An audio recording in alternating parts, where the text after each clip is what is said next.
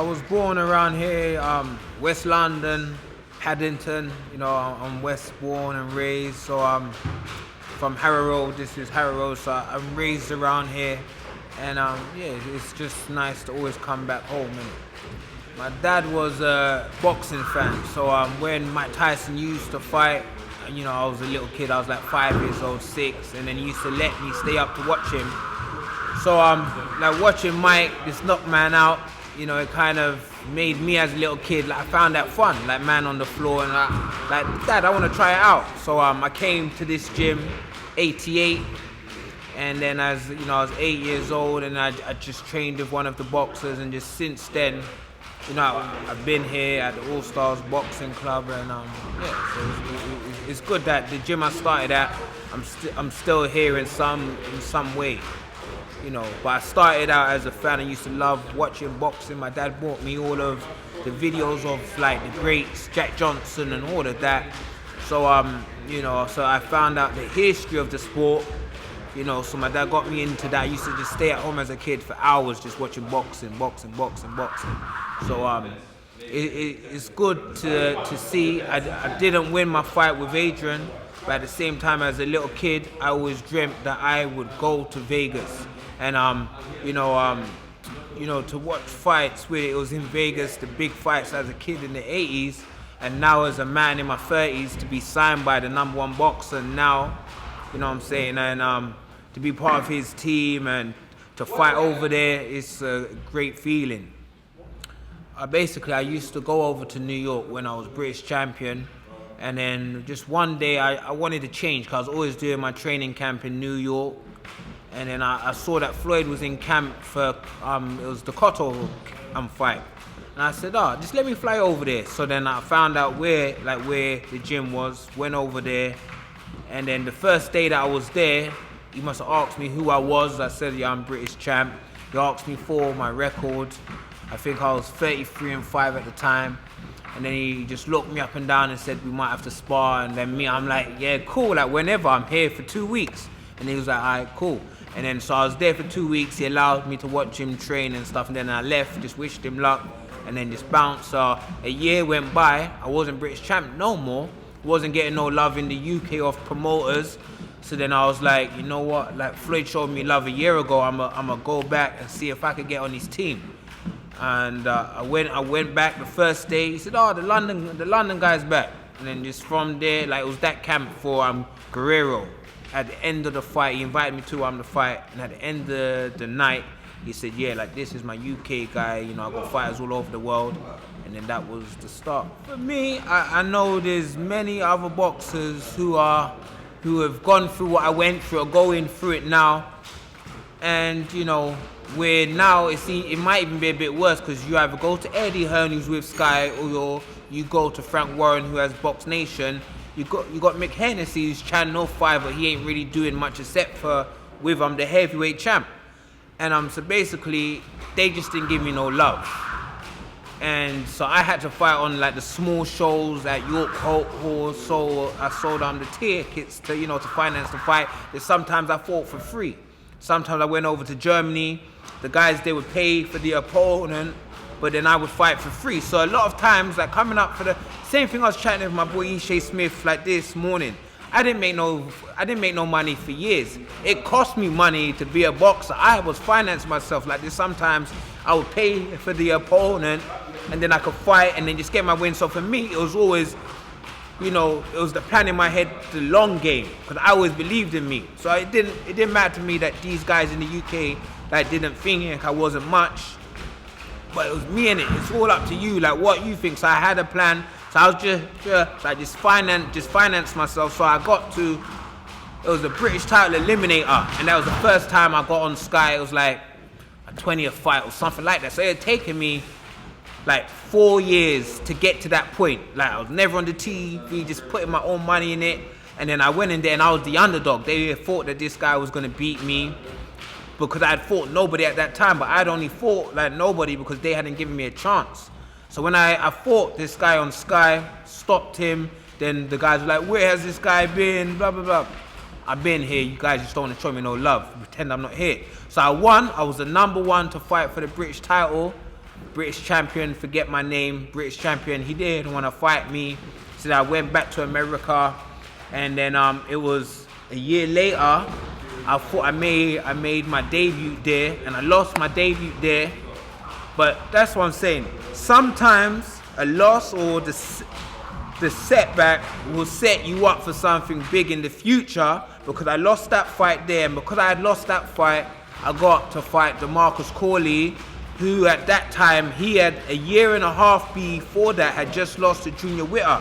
So he had just come off like a world title loss, and the start of that year, I went to a fight and he had fought, it was Alexander, and he lost on points. And I was watching in the crowd, and I was like, I think I could beat him. So when I saw that he needed a opponent, it was 10 days. And I had been in the gym though, and I said, I'm gonna take this fight. I got like £2,000, like £2,000. In our money, it was £2,000. Still had to pay my coach and stuff. But I was like, this fight will get me known because no one believes that. And that's the same thing. No one thought I could win. I went there, I beat him. Like the first 2 rounds I lost just for the fact that I was like, it's DeMarcus Corley. Like I watched him with Floyd, with Cotto, with Zab. So I was a bit in awe. And then even my coach was like, don't worry about who he is, just go there and fight. And then I won like the last 6 rounds. It was an 8-round fight. And then from there I was supposed to fight Zab. But then the funny thing was me and Zab was training at the same gym, and his team found out that it was me who we were supposed to fight, and they was like, nah, this kid's good, like, cause Zab didn't know me, so Zab was like, whatever, cool. And then but then his team said, nah, like, don't fight him because the dude can fight. So then we didn't fight, and then I went like on the press, said he ain't this, he ain't that, but me and Zab cool now, like me, cause Zab's in Vegas now, and like me and him cool, like, so it's just strange the way it is. Like the struggle, I could say for years, that's the same thing I was saying to my boy today. For years I didn't make no money. I fought Danny Garcia when I lost the split with Danny Garcia, 2010. I got paid $10,000. I don't know how much that is now, but that, you know what I'm saying, that's $10,000 plus I had to give money to management and to trainer, so I probably had around $6,000 left with me. That's around $4,000 our money. That's what I'm saying. I lost a split to him, so man wasn't making no money. And then after that I beat the world number 3 for like $12,000. You know what I'm saying? So there's times you see a lot of these folks in these fights and they take advantage of the fighters. So it wasn't until I was British champ that I started to make like good money. So then when I got offered, yeah. So basically, when I beat, I know that's one of the questions there still, but all right. So when I beat the world number 3, I got ranked world number 4. So that's when Mick Hennessy's matchmaker John Ingle, he messaged me and he asked me if I wanted to fight the welterweight champ. And I was like, nah, like I didn't beat the world number 3 to come back to England to fight like John O'Donnell. Like, no. And he said, oh, well, you ain't gonna fight Manny or Floyd now. I still have the message in my Facebook.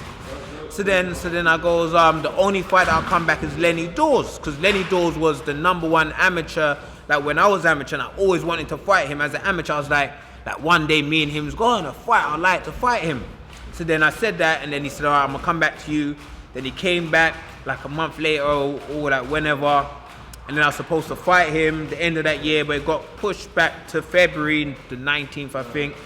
And then, yeah, like that fight there, they basically wanted my world ranking, and it was weird. I was like world number 4 then, like Lenny was like world number 18 or wherever, and I was the underdog. Like I'm ranked in the top 5 in the world, but this dude's British champ, and then, you know, I'm seen as the underdog. And yeah, like I went there, and then for me it was just to prove to the Brits that, you know, like love they, for me it was just to prove them wrong. Like you wanna back all these boys here, but you got talent here, and a lot of them were like, go back to America.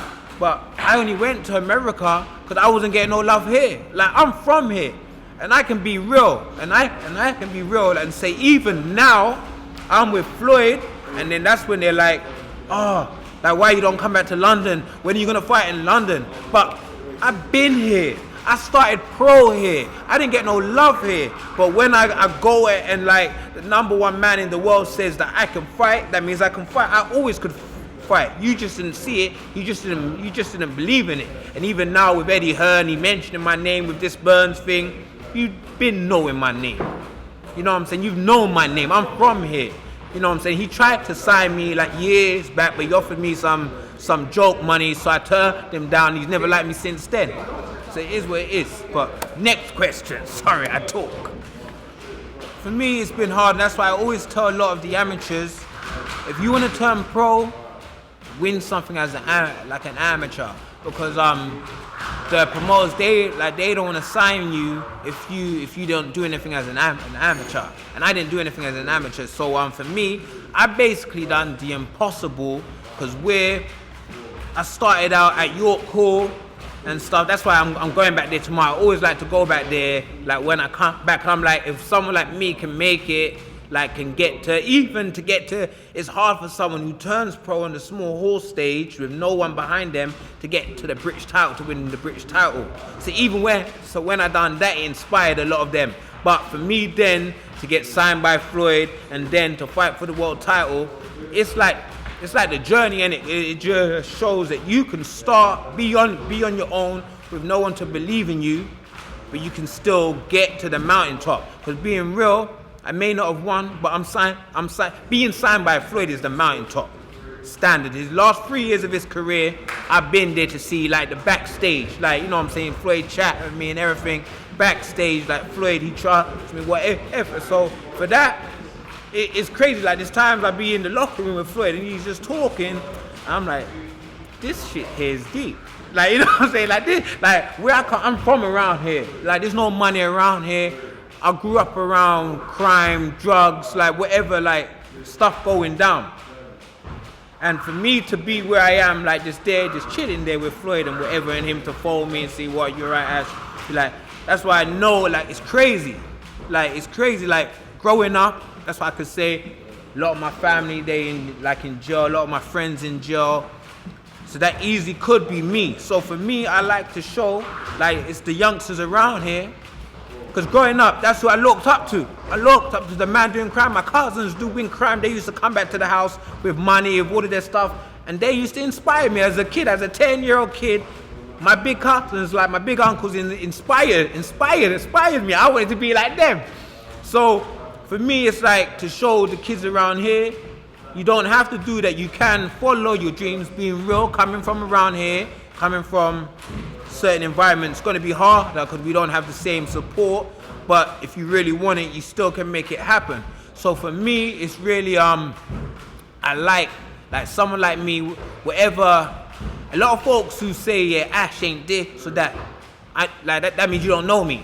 So for me, I like to see that someone like me who come from this background can make it, can get to the top of where you want to go, wherever it is. If it's boxing, MMA, the football, if you want to do like some lawyer stuff, you can do it. It's going to be hard, but you can do it. So for me, I remember there was times I used to write to promoters in America, send off my DVD to them, you know, just hoping that one of them would get back to me. They didn't, but the funny thing is, when I made my debut, it's been weird. I've met promoters and said, yeah, I got a DVD of you from years ago.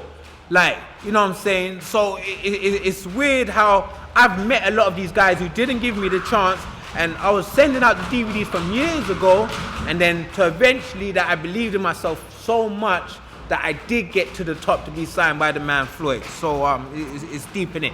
You got a dream, you can make it happen.